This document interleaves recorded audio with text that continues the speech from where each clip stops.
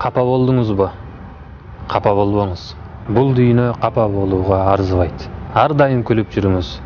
Күлүп жүрүү сизге жарашат. Бир нерсеге муктажсызбы? Аны айланаңыздагы адамдардан эмес, жаратуучуңуз болгон улуу заттан сураңыз. Эмнеге дейсизби? Сизди эч ким укпай койгон учурда да Аллах Таала ар дайым сизди угуп турат. Кайгырбаңыз. Эч качан чөкпөңүз. Сиз бул дүйнөгө кайгыруу үчүн келбедиңиз. Ар дайым жылмайып жүрүңүз. Сиздин жылмаюуңуздан башкалардын жан дүйнөсү жыргасын.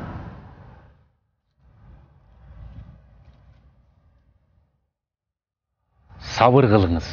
Сабырдуулук жаман илдет ооруларды айыктыруучу ачуу дары сыяктуу.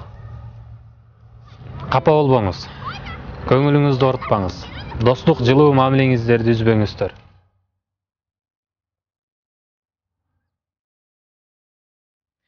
Бир мүнөттө 70 жолу соккон жүрөктү бир ооз сөз жаралаган болсо да, ал жүрөгүңүз үмүт менен согуп жатканы өзүнчө бир кубаныч го. Согуп жатат. Абалыбыз мурдагыдай болбосо да, жүрөгүбүз согуп жатат. Ошондуктан кайгырбаңыз. Ар дайым жылмайып жүрүңүз.